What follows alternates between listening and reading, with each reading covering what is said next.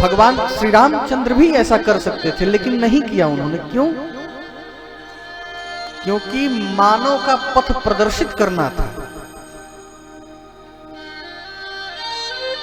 रामचंद्र आए और किस प्रकार से उन्होंने अपने जीवन को जिया, ये मानव को सीखना चाहिए। महात्मा लोग कहते हैं कि कृष्ण ने जो अपने जीवन में कहा उसका अनुसंधान करो, उसको करो, और भगवान श्री रामचंद्र ने जो अपने जीवन में किया उसको करो। तो प्रातः काल उठ के रघुनाथा, मात पिता गुरु ना वही माता।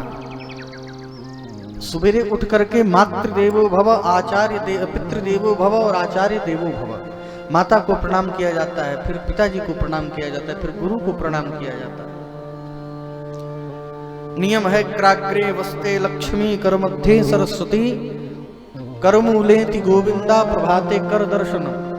प्रातः उठ करके हाथ में देखना चाहिए, क्राग्रे वस्ते लक्ष्मी और कर मध्य सरस्वती, कर मूलेति गोविंदा, प्रभाते कर दर्शन। ये हमारे हाथ में ही सभी विराजमान है, इनका दर्शन करें, दर्शन करके अपने मुख से स्पर्श करें, ये नियम है शास्त्र के। और आजकल क्या होता है, प्रभाते कप दर्शन, बेड पे उठे और क्या कहते हैं, गुड मॉर्निंग, न राम राम कही न प्रणाम किया, मम्मी गुड मॉर्निंग, पापा गुड मॉर्निंग। पहले सवेरे सवेरे उठ करके हैं, मम्मी मतलब मरा हुआ बॉडी को कहते हैं ना मम्मी, मम्मी मम्मी कहते हैं, और पापा में पाप शब्द छुपाई है, तो प्रणाम नहीं किया, कहते हैं हाय मॉम, हाय डैड। हाय हाय कब करता है व्यक्ति, जब कोई मर जाता है तब करता है, हाय हाय छोड़ के चला गया। हाँ बात सही है। तो ये सारी चीजें नहीं हैं, तो आयु विद्या यश और बल कैसे बढ़ेगा? आजकल के समय में बच्चों को बचपन में ही देखता हूं, मोटे मोटे लेंस का चश्मा लग जाता है। अब ये मत समझने लगना हमारा बहुत पावरफुल है, बहुत कम पावर है, और पढ़ना ज्यादा हो जाता है, इसलिए मोबाइल वोबाइल चलाने से आंख सेफ रहती है। लेकिन ये सब जो पाश्चात्य सभ्यता हम लोग पर हावी हो गई है, पाश्चात्य मतलब अंग्रेजी सभ्यता, तो ये भारत विश्व गुरु क्यों है, क्यों था, अभी तो खैर नहीं कह सकते, लेकिन भारत विश्व गुरु क्यों था? क्योंकि उसकी जो शिक्षा प्रणाली थी वो बहुत मजबूत थी। पहले के समय में जितने भी शास्त्र लिखे गए हैं वो सब वैज्ञानिक दर्शन के हिसाब से लिखे गए, सारी चीज में साइंटिफिक रीजन है, सब चीज में साइंस है, विज्ञान है।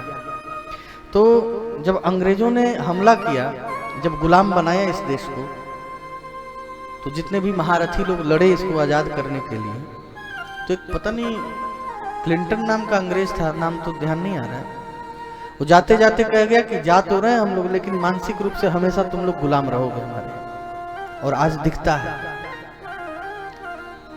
भाल पर तिलक लगाने से लोग शर्माते हैं, धोती पहनने से शर्माते हैं। आजकल के जो कॉन्वेंट स्कूल खुल रहे हैं, ये सबसे बड़ा आघात फिर से पहुंचा रहा है। पहले तो शिक्षा प्रणाली पर भाई किसी को हराना हो, किसी को हराना हो तो सबसे पहले उसकी शिक्षा पर आप आघात पहुंचाइए। भारत के पास एक ही मजबूती थी, वो शिक्षा। नालंदा विश्वविद्यालय में न जाने कितनी पुस्तकें जलती रहीं कई दिनों तक, कितना आघात भारत पर पहुंचाई।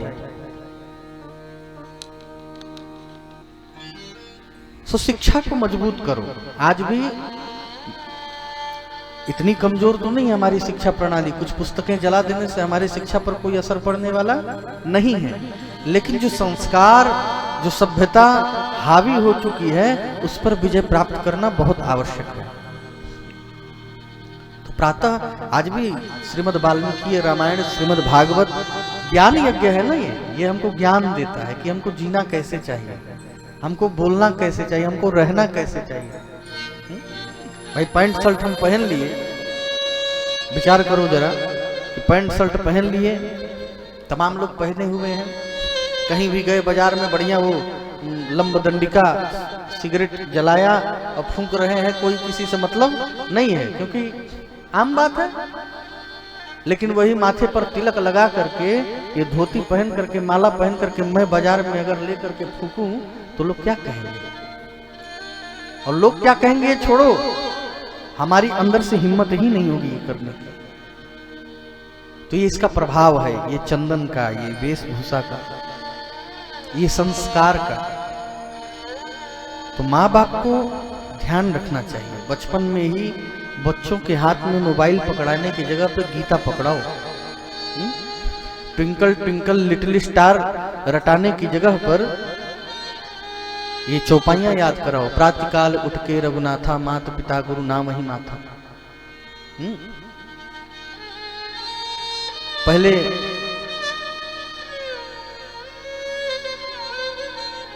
अकारा नाम, ये जो अ से गीता में अ को भगवान विष्णु का रूप माना गया है। अक्षराणाम अकारो होगा कैसे, इसको ध्यान नहीं आ रहा है मुझे। जो अ है वो विष्णु का स्वरूप है। पहले ग से ज्ञानी पढ़ाया जाता था, आजकल ग से गधा पढ़ाया जाता है।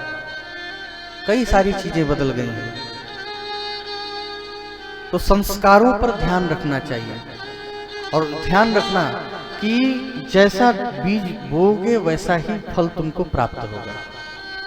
अगर बचपन में, कल धुंधुकारी की मैं कथा सुनाया था ना, आत्मदेव जी से गलती हो गई, बाद में उनको भुगतना पड़ा, अच्छे संस्कार नहीं डाल पाए बच्चे में। तो बच्चों में अच्छा संस्कार डालो। नित्य आजकल सिस्टम चल गया कि भोजन ले करके और अपने अपने कमरे में चले गए, मोबाइल चला रहे हैं, भोजन कर रहे हैं, मोबाइल चला रहे हैं, भोजन कर रहे हैं। और हमारे आश्रम परंपरा में आज भी हम सभी लोग बैठ करके साथ में भोजन करते हैं। तो उससे क्या होता है कि जो बड़े बुजुर्ग हैं वो सब कुछ न कुछ बातें बताया करते हैं। आजकल किसी के पास समय नहीं लगता है, सब अपने आप में व्यस्त हैं और व्यर्थ का व्यस्त हैं। कुछ अच्छे काम में व्यस्त रहें तो बात समझ में आती है। ये बहुत बड़ा आघात है, ये पाश्चात्य सभ्यता ने जो हमारे ऊपर आघात पहुंचाया है। तो ये जन जन में कथा हो रही है, तो इसका मतलब और इसका ध्येय ही यही है कि इस सभ्यता से अलग हट करके और जो सनातन की सभ्यता है उसे जीव अपना ले, तब तो कल्याण है। नहीं तो फिर जो चल रहा है वो तो चलेगा ही। जो ज्यादा बलशाली होता है, जो ज्यादा प्रभावशाली होता है, उसके शत्रु ज्यादा होते हैं। तो भारत बहुत पहले से ही प्रभावशाली रहा है। क्यों? क्योंकि यहाँ पर भगवान अवतार लिए हैं, एक से एक साधु महात्मा। ये कर्म भूमि है ना। लोग विदेश जाने का सपना देखते हैं, अरे काहे जाओ, उसी थाली में 4 लोग खाते हैं, जूठा करके खाते हैं, और फिर कोई संस्कार नाम की चीज नहीं है। हाथ दो क्या कहते हैं, भोजन करके हाथ नहीं धोते हैं, शौच कर करके हम अशौचा अवस्था में वैसे ही रह जाते हैं। यही सब विदेश में करने जाओगे हैं? शुद्धता का ध्यान नहीं, स्वच्छता का ध्यान नहीं। भोग भूमि कहते हैं विदेश को, वो सब भोग भूमि, वहां भोग करो। भारत की स्त्रियां जो हैं, महात्मा ने कहा कि भारत की जो स्त्री है वो एक मिट्टी के कुल्हड़ के तरीके है, जिसमें एक बार पानी या एक बार चाय पी लेने के बाद दोबारा उसे कोई यूज नहीं कर सकता है। और विदेशों की स्थिति क्या है? वो कांच के गिलास हैं, पानी पिया, चाय पिया, फिर धुल करके दूसरा पी रहा है, धुल करके तीसरा पी रहा है। ये भारत की परंपरा रही है। स्त्री अगर एक बार ब्याह गई अपने पति के साथ, उसके बाद उसे दूसरा कोई मर्द वरण नहीं कर सकता है। ये भारत की परंपरा है। या तो वो सतीत्व को प्राप्त हो जाएगी, या तो जीवन भर फिर उस परमात्मा के सहारे अपना जीवन काटेगी। लेकिन ये जो आज मैं देखता हूं कि विदेश से भी जो अंग्रेज लोग हैं वो आ करके भारतीय सनातन संस्कृति को अपना रहे हैं। बढ़िया साड़ी पहन करके, बढ़िया धोती पहन करके, तिलक लगा करके, हाथ में माला ले करके, हरे राम राम राम हरे हरे, हरे कृष्ण कृष्ण कृष्ण हरे हरे। और यहाँ के लोग फ्री फायर और पबजी में बिजी हैं। चीन का सबसे बड़ा आघात है। किसी न किसी माध्यम से आप विचार करो कि हमारे देश के जो युवा वर्ग हैं, जो देश के भविष्य हैं, वो किस काम में लग गए? पबजी खेलने में, फ्री फायर खेलने में।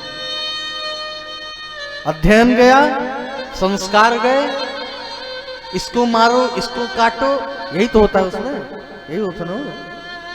एक बार मैं भी लोड किया था, देखा है क्या, इतना आकृष्ट क्यों लोग हो रहे हैं, आकर्षित क्यों हो रहे हैं, कुछ समझ में नहीं आया। उनके महाभाई आते हैं, लेकिन अधिकतर मैं देख रहा हूं आज के युवा वर्ग 6-6 घंटे, 8-8 घंटे, यहां तक कि एक हमारी नजर में एक लड़का है, नाम नहीं लूंगा, लाइव चल रहा है, सुनेगा तो कुछ बोल देगा, तो 12-12 घंटे खेलता है लगातार। कई बार मैं जब उसे डांट लगाई तो उल्टा हमको डांट देता है, जाओ माला हिलाओ, अपना काम करो, हमें क्यों टोक रहे हो, हम अपना कर रहे हैं। हम कहे वाह, भगवान कल्याण करे। तो जब देश का युवा वर्ग 12-12 घंटे जब खेलने में ही व्यस्त रहेगा, तो आगे अपने भविष्य के लिए क्या करेगा। रोजगार, ये रोजगार के लिए लोग मांग करते हैं, जब आपके अंदर क्षमता ही नहीं है तो रोजगार कितने निकल रहे हैं, क्यों नहीं हो जा रहे हो। तो आपके अंदर जब क्षमता है तो आप कुछ भी प्राप्त कर सकते हो, किसी का दोष देने का हमें अधिकार नहीं है।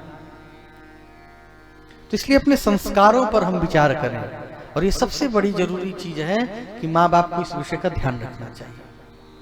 उस बच्चे को सिखाइए कि प्रणाम करो, माताजी पिताजी, कितना सुंदर नाम है, बोलने में एक लगता है आत्मीयता झलकती है, प्रेम झलकता है।